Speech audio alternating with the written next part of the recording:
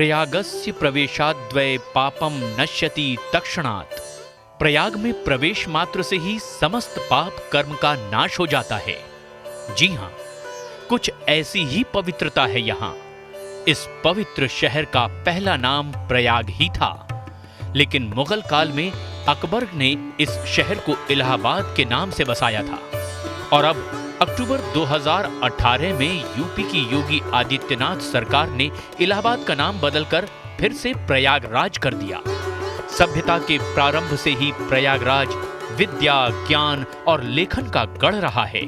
ये भारत का सबसे जीवंत राजनीतिक और आध्यात्मिक रूप से जागरूक शहर है। प्रयागराज भले ही उत्तर प्रदेश की राजधानी ना हो, लेकिन इस शहर का महत्व उत्तर प्रदेश के लिए राजधानी से कम भी नहीं है। प्रयागराज को यूपी की न्यायिक और आध्यात्मिक राजधानी के तौर पर जाना जाता है। ये गंगा, यमुना और गुप्त सरस्वती नदियों के संगम पर स्थित है। प्रयागराज अपने गौरवशाली अतीत एवं वर्तमान के साथ भारत के ऐतिहासिक एवं पौराणिक नगरों में से एक है। ये हिंदू, मुस्लिम, सिख, जैन और ईसाई समुदाय की मिश्रित संस्कृति का शहर है। प्रयागराज में आर्यों की प्रारंभिक बस्तियां स्थापित हुई थीं। प्र अर्थात प्रथम और याग मतलब यज्ञ से बनकर बना प्रयाग। हिंदू मान्यता के अनुसार यहाँ सृष्टिकर्ता ब्रह्मा ने सृष्टि कार्य पूर्ण होने के बाद प्रथम यज्ञ किया था। इसी प्रथम यज्ञ के प्र और याग अर्थात यज्ञ से मिलकर प्रयाग बना और इस स्थान का नाम प्रयाग पड़ा, जहां भगवान ब्रह्मा जी ने सृष्टि का सबसे पहला यज्ञ संपन्न किया था।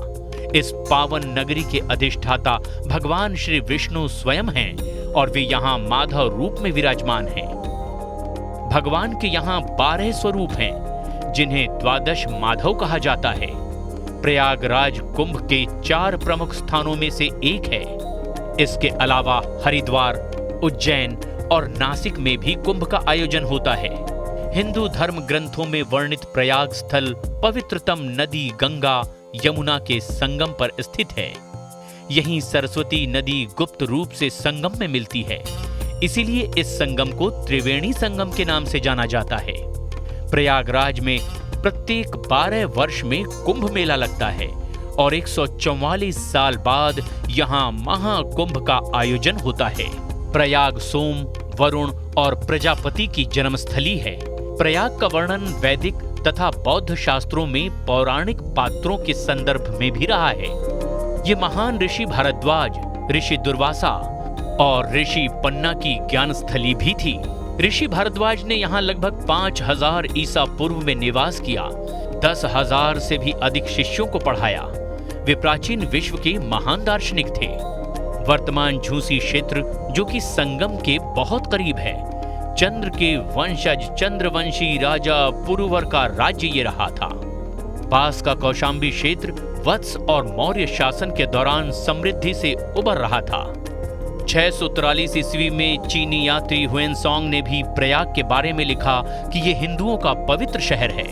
साल 1575 में संगम के सामरिक महत्व से प्रभावित होकर के मुगल सम्राट अकबर ने यहाँ किला बनवाया और इस शहर का नाम रखा इलाहाबाद। इलाहाबाद का अर्थ है अल्लाह का शहर, जिसे बाद में इलाहाबाद के नाम से जाना गया। मध्ययुगीन भारत में इस शहर का सम्मान भारत के धार्मिक सांस्कृतिक केंद्र के तौर पर था। एक लंबे समय के लिए ये मुगलों की प्रांतीय राजधानी भी थी, जिसके बाद मराठों ने इस पर कब्जा कर लिया। वर्ष 1801 में अवध के नवाब ने इसे ब्रिटिश शासन को सौंप दिया। ब्रिटिश सेना ने अपने सैन्य उद्देश्यों के लिए किले का इस्तेमाल किया। 1857 में यह शहर आजादी के युद्ध का केंद्र था और बाद में अंग्रेजों के खिलाफ भारतीय स्वतंत्रता आंदोलन का गढ़ बन गया। 1857 में आजादी के प्रथम संग्राम में 1857 के पश्चात ईस्ट इंडिया कंपनी ने मिंटो पार्क में आधिकारिक तौर पर भारत को ब्रिटिश सरकार को सौंप दिया था। इसके बाद शहर का नाम इलाहाबाद रखा गया तथा इसे आगरा अवध संयुक्त प्रांत की राजधानी बना दिया गया। 1868 में प्रयागराज न्याय का गढ़ बना, जब इलाहाबाद हाई कोर्ट की स्थापना हुई। 1871 में ब्रिटिश वास्तुकार सर विलियम एमर्सन ने कोलकाता में विक्टोरिया मेमोरियल डिजाइन करने से 30 साल पहले अल सेंट कैथेड्रल के रूप में एक भव्य इमारत की स्थापना की। 1887 में इलाहाबाद विश्वविद्यालय चौथा सबसे पुराना विश्वविद्यालय था। यह शहर ब्रिटिश राज के खिलाफ भारतीय स्वाधीनता आंदोलन का केंद्र था, जिसका आनंद भवन केंद्र बिंदु था।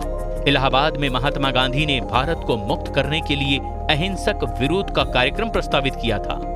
योगी आदित्यनाथ के सीएम बनने के बाद अक्टूबर 2018 में यूपी की योगी आदित्यनाथ सरकार ने इलाहाबाद का नाम फिर एक बार प्रयागराज कर दिया।